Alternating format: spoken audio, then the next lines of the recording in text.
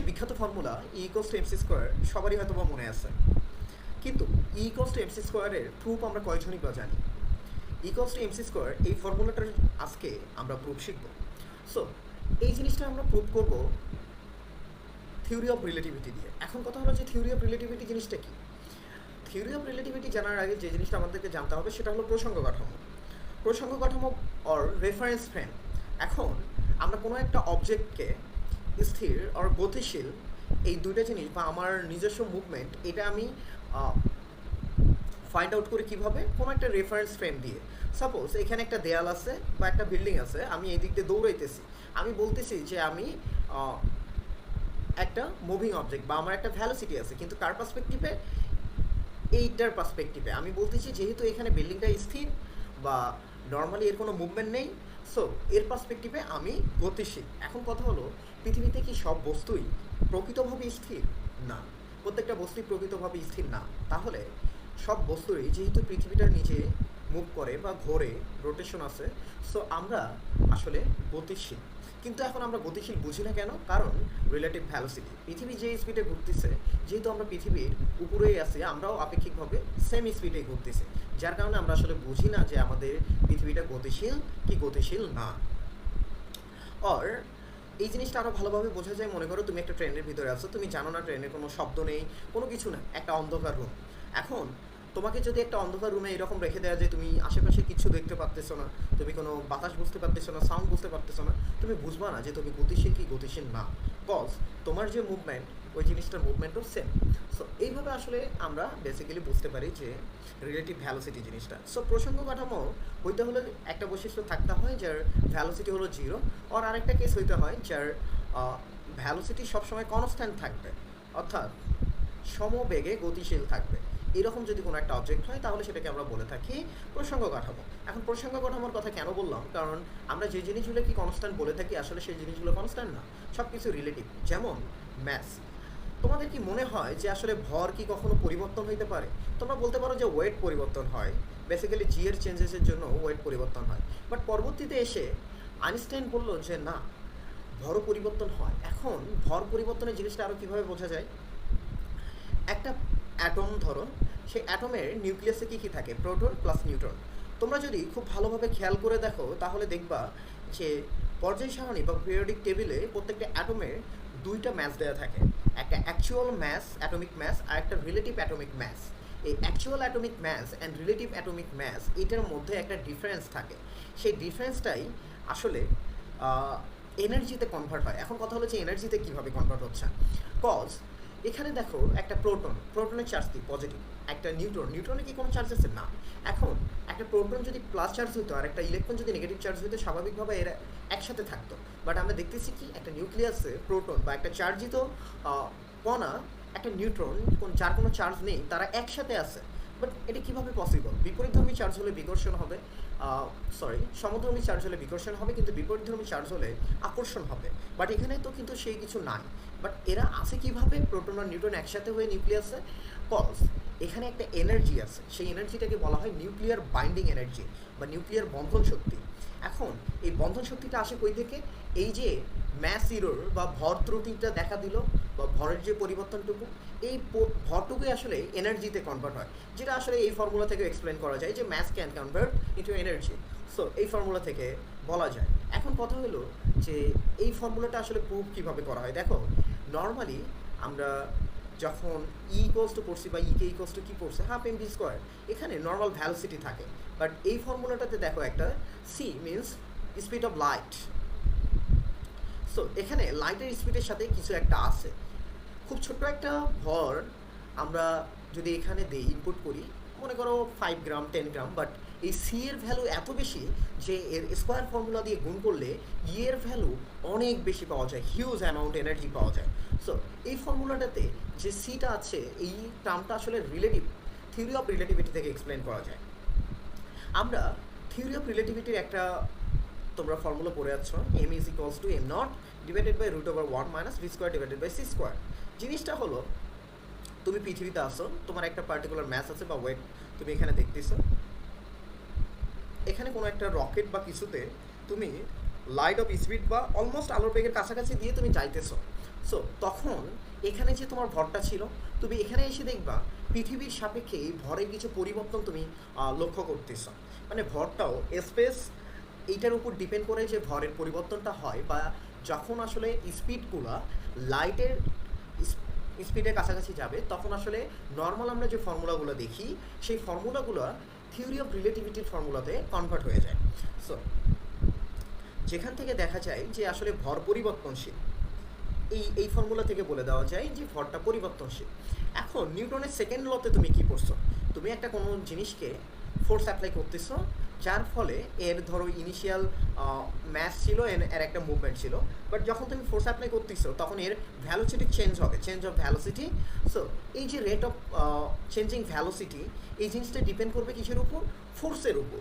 So force যত তুমি বেশি অ্যাপ্লাই করবা তত আসলে এর অ্যাক্সিলারেশন বা চেঞ্জ অফ মোমেন্টাম আর এমভি, ম্যাস ইন্টু ভ্যালোসিটি, এটা বাড়তে থাকবে। বেসিক্যালি যদিও আমরা ফর্মুলাটা লিখি যে F is directly proportional with M V minus U divided by T, যেখান থেকে আমরা পরবর্তীতে লিখি F is directly proportional to M A. But কথা হলো যে এই ফর্মুলাটার লেখার রিপ্রেজেন্টেশনটা আসলে ভুল, কজ আমরা এখানে ফর্মুলা লেখার নিয়ম হলো যে কস থাকবে লেফট সাইডে, কস থাকবে রাইট সাইডে, অ্যান্ড রেজাল্ট থাকবে আসলে লেফট সাইডে। এখানে দেখো আমরা রেজাল্ট পাচ্ছি কি, অ্যাক্সিলারেশন, বাট কস কি, ফোর্স।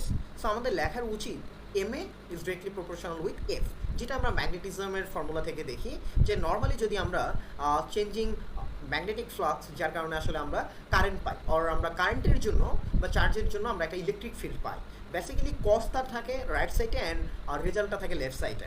সো আমাদের এটা কনসার্ন না, আমাদের কনসার্ন হলো এই প্রুফটা করবো কীভাবে। সো দেখো এখানে আছে এম এ বা এম ভি।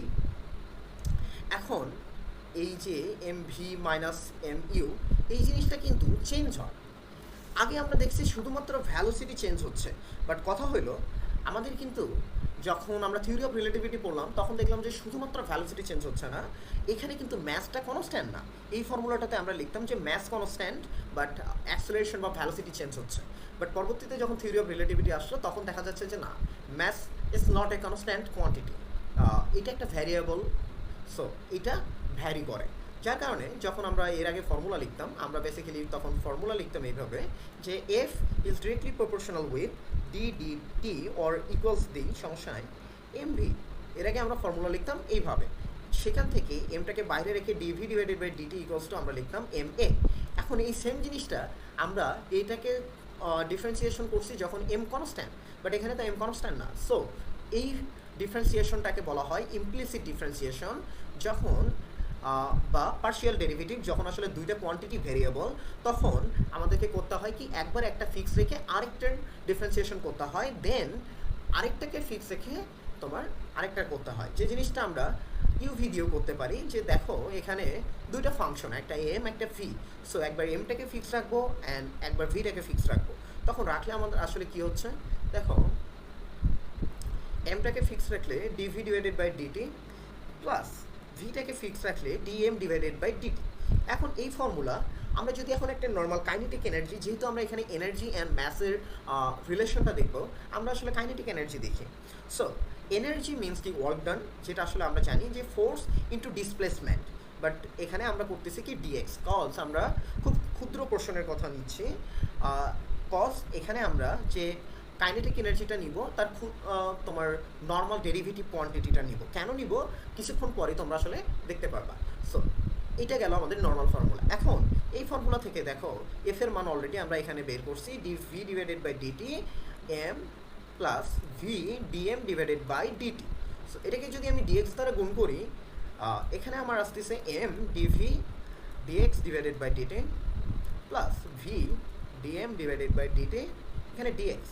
সো দেখো এই ডিএক্স ডিভাইডেড বাই ডিটি, এই জিনিসটা আমার কি ইন্ডিকেট করতেছে, এই জিনিসটা আমার ইন্ডিকেট করতেছে ভ্যালোসিটি, এই জিনিসটা আমার ইন্ডিকেট করতেছে ভ্যালোসিটি। সো এখানে আসতেছে আমার M V DV plus V square DM. So এইটুকু আমরা পাইলাম, এইটুকু আমরা কি পাইলাম, এইটুকু আমরা পাইলাম ডিই কে। এখন কথা হইলো যে এই ডিই কে, এখানে দেখো আমার এম আছে, বাট আমরা কি জানি যে থিওরি অফ রিলেটিভিটিতে এই এমটাও কনস্ট্যান্ট না, সো এই এমটা নেই আমাদের এখন কনস্ট্যান্ট। এখন আমি এই সাইডটার আমরা উভয় পক্ষকে স্কোয়ার করব, so M square equals to হলো M not square divided by 1 minus B square divided by C square. So এখানে কি লেখা যায়, এই সি স্কোয়ার যদি উপরে চলে যায়, এখানে যদি আমরা লসাগু করি বা নর্মালি সিম্পলি ক্যালকুলেশন করি, C square minus B square, উপরে হলো M square, so M not square. এটা হলো ইনিশিয়ালি তোমার কী পরিমাণ ম্যাথ থাকে। সো এই সি স্কোয়ার যদি উপরে চলে যায়, এখানে থাকতেছে M square equals to M not square C square divided by C square minus V square. So এখন আমি যদি গুণ করি দেন আমি কী পাবো, দেখো M square C square equals to M not square C square plus M square V square. এই জিনিসটা আমি পাইলাম। এখন কথা হলো যে আমার এটা পাইলে তো হবে না, আমার ডিইকে বা কাইনেটিক এনার্জি যখন আমি এখানে বের করছি তখন আমার ফর্ম কী ছিল, ডিভি অ্যান্ড ডিএম। আমার এই ফর্ম থেকে এই ফর্মে ব্যাক করতে হবে। যদি আমি তা করতে চাই আমার কি করতে হবে, আমাকে ডেরিভেটিভ করতে হবে, এই জিনিসটা এগেইন ডিফারেন্সিয়েশন করতে হবে। সো এই জিনিসটা যদি আমি এগেইন ডিফারেন্সিয়েশন করি, এখানে সি তো কনস্ট্যান্ট বাট ভেরিয়েবল কি M and V. So M এর সাপেক্ষে যদি আমি ডেরিভেটিভ করি আমি পাবো 2m, বাট যেহেতু এটা ফিক্স সো এখানে ডিএম প্লাস জিনিসটাকে কীভাবে লেখা যায়, ডিএম এখানে হলো M square equals to 2m। So আমি এই জিনিসটাকে লিখতে পারি dm square equals to 2m dm, যে জিনিসটা আমি এখানে এই যে লিখছি এম স্কোয়ার আর সি স্কোয়ার যেহেতু সামনে আছে, সো এটার সামনে সি স্কোয়ার দিলে আমার কোনো প্রবলেম হয়। সো এই জিনিসটা হলো এখানে প্লাস এখানে দেখো M not square C square দুটোই কনস্ট্যান্ট, কজ এম নট এটা কিন্তু চেঞ্জ হয় নাই বাট এম চেঞ্জ হয়েছে। সো সি স্কোয়ার এটার ডেরিভেটিভ কী হবে, এটার ডেরিভেটিভ হবে 0। সো এটা ইকুয়ালস টু আমি এখানে এম স্কোয়ার ভি স্কোয়ারের ডেরিভেটিভ কী লিখতে পারি, দেখো দুটো ভেরিয়েবল। সো আমি যদি এম স্কোয়ারের ডেরিভেটিভ করি 2m ডিএম, যেটা এই যে এখান থেকে আমরা লিখলাম, আর ভি স্কোয়ার প্লাস আমি এখন এম স্কোয়ারকে ফিক্স রাখলাম, দেন আমি ভি স্কোয়ারের ডেরিভেটিভ করবো 2v dv। সো আমার এই পর্যন্ত পাওয়া শেষ। দেন আমি আসলে কি করব, আমার যে জিনিসটা করতে হবে সেটা হলো আমি এখানে 2m দ্বারা ডিভাইড করে ফেলব। সো আমি যদি 2m দ্বারা ডিভাইড করে ফেলি, আমি এটা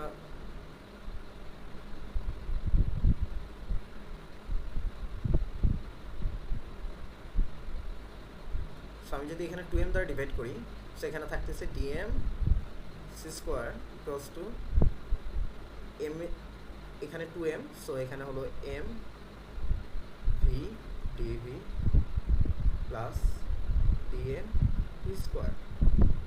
এই সেম জিনিসটা দেখো তো এখানে না, M V DV plus V square DM. So এই DM C square equals to কী লিখতে পারি, ডিইকে।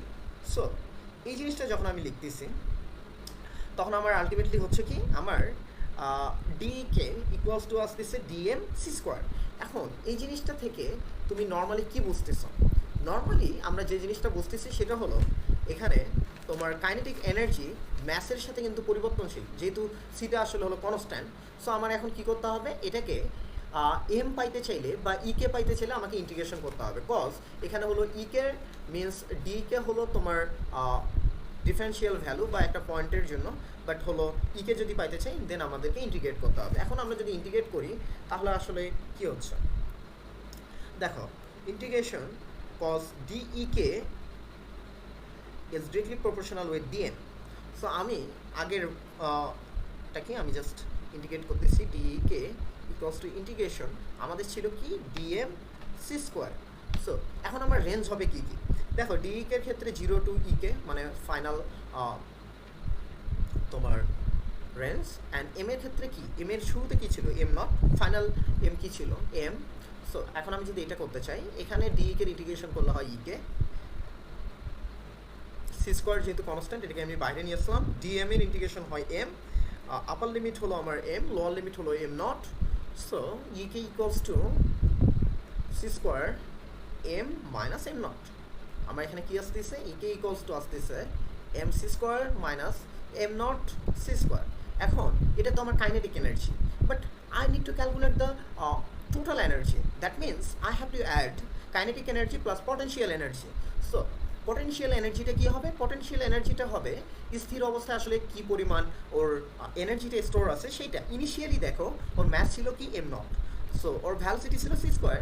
সো আমরা এখান থেকে ইকুয়ালস টু লিখতে পারি ইপি বা তোমার রেস্ট ম্যাস এনার্জি, যদি আমরা বলি rest mass energy, rest, so আমাদের total energy will be EK plus rest mass energy. So rest mass energy হলো আমার এম নট সি স্কোয়ার। তাহলে এখানে কি আসতেছে? M C square minus M not C square plus M not C square. এটা কাটাকাটি যাচ্ছে, শুধু আমার থাকতেছে M C square. So this is the final proof of Einstein's formula E equals to mc square. Thank you everyone, and if you like this video then do share with your friends and do subscribe to get more tutorials